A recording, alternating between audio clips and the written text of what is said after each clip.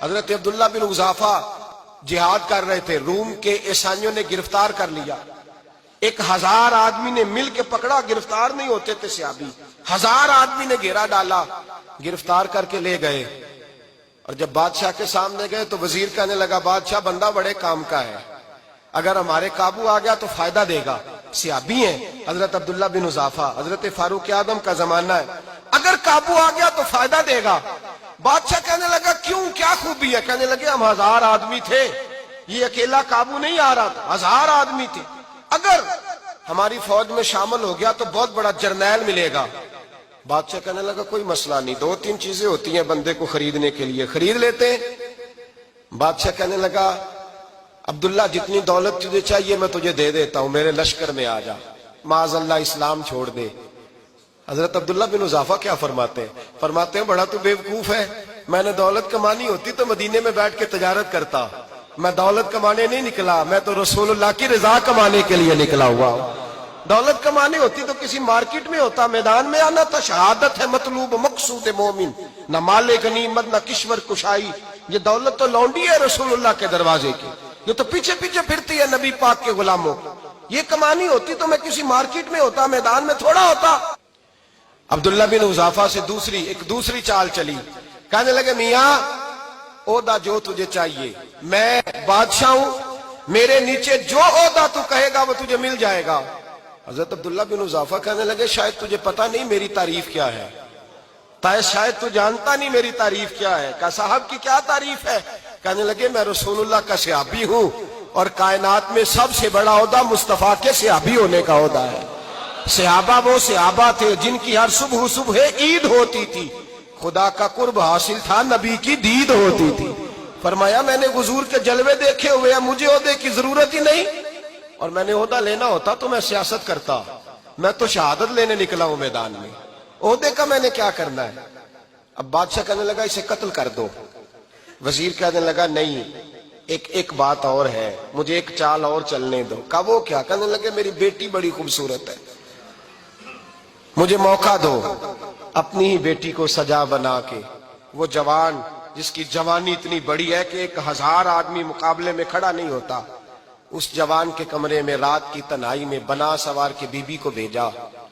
وہ be be کہتی ہے میں ساری رات بن سور کے اس صحابی کے کمرے میں بیٹھی رہی، لیکن یہ کیا شخص تھا، ساری رات ہی مسلح پہ بیٹھا رہا، ساری رات ہی، کچھ دیر تھک جاتا تو یہ کریم رسول پہ درود پڑھنا شروع کر دیتا۔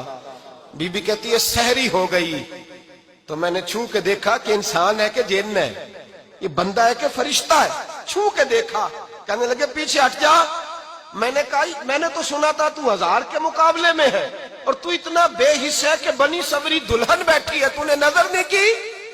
عبداللہ بن حذافہ، بی بی کہتی ہے نظر پھر نہیں اٹھائی، نظر پھر جھکی ہوئی ہے۔ کہنے لگے بی بی میں مجبور ہوں، اب میرے اوپر کوئی حسن نہیں چلتا، میں نے جلوہ بددہا کا دیدار کیا ہوا ہے، اب میری نگاہوں میں جچتا نہیں کوئی، اس لیے کہ جیسے میرے سرکار ہے ایسا نہیں کوئی۔ کبھی بھی اب نہیں کسی کا میرے اوپر جادو چلتا، میں نے مصطفیٰ کو، اور کہا ذرا پیچھے ہٹ کے بیٹھ، مجھے میرے رسول نے غیر محرم سے بچنے کا حکم دیا ہے، ذرا پیچھے ہٹ کے بیٹھ۔ سحری کا وقت تھا، وہ بی بی کہتی ہے اس نوجوان کے جملے میرا سینہ چیر گئے، کلیجہ پھٹ گیا، چیخ نکلی، میں کفر کے عالم میں روئی۔ میں نے کہا مجھے بتا تو صحیح، آخر یہ جذبہ کہاں سے ملتا ہے، آخر یہ روشنی تو میں نے دیکھی نہیں، کہاں سے آتی ہے؟ ایک میرا باپ ہے جو بنا سور کے مجھے تیرے کمرے میں چھوڑ گیا، بتلا یہ کہاں سے کیف آتے ہیں؟ عبداللہ بن حذافہ کہنے لگے اگر کیف لینا ہے تو بھی میرے مصطفیٰ کا کلمہ پڑھ جا، آجا دروازہ رسول پہ جھک جا، مل جائے گا۔ سویرے دروازے پہ باپ آیا بیٹی سے رزلٹ لینے، دروازہ کھولا تو بیٹی نقاب پہنے باہر آئی۔ باپ کہنے لگا کیا بنا؟ کہنے لگی پیچھے ہٹ جا، تو غیر محرم ہے، کافر ہے، میں مسلمان ہوں۔ اس نے کہا کیا ہوا؟ کہنے لگی تیرے جیسے کو باپ کہوں، تیرے جیسے کو جو مجھے استعمال کر رہا تھا، میں تجھے باپ نہیں مانتی، میں اب رسول والی ہو گئی ہوں، میں حضرت فاطمہ کی کنیزہ ہو گئی ہوں، میں اب نبی کریم کی خادمہ ہوں، خبردار میرے قریب نہ آنا۔ یہ دعو بھی ناکام ہوا۔ اب حضرت عبداللہ بن حذافہ کے سامنے موت کھڑی کی، ایک کڑا میں تیل گرم کیا، کہنے لگے تجھے اس میں جلایا جائے گا۔ حضرت عبداللہ بن حذافہ رضی اللہ تعالیٰ عنہ جب جلنے کے قریب ہوئے تو رونے لگے۔ روم کا بادشاہ کہنے لگا شاید ڈر گیا ہے، کہنے لگے اب سمجھ آئی ہے، اب تجھے پتا چلا ہے، چل آ جا۔ حضرت عبداللہ بن حذافہ کہنے لگے تو کافر ہے، تیری کافروں والی سوچ ہے، اس لیے نہیں رویا کہ موت سے ڈر گیا ہوں، میں تو اس لیے رویا ہوں کہ ایک جان ہے، وہ نبی پاک پہ قربان ہو رہی ہے، کاش رب مجھے 1000 جان دیتا، میں ساری مصطفیٰ پہ قربان کر دیتا۔ فاضل بریلوی فرماتے ہیں کروں تیرے نام پہ جاں فدا، نہ بس ایک جاں 2 جہاں فدا، اور میرا 2 جہاں سے بھی نہیں جی بھرا، میں کروں کیا کہ کروڑوں جہاں نہیں۔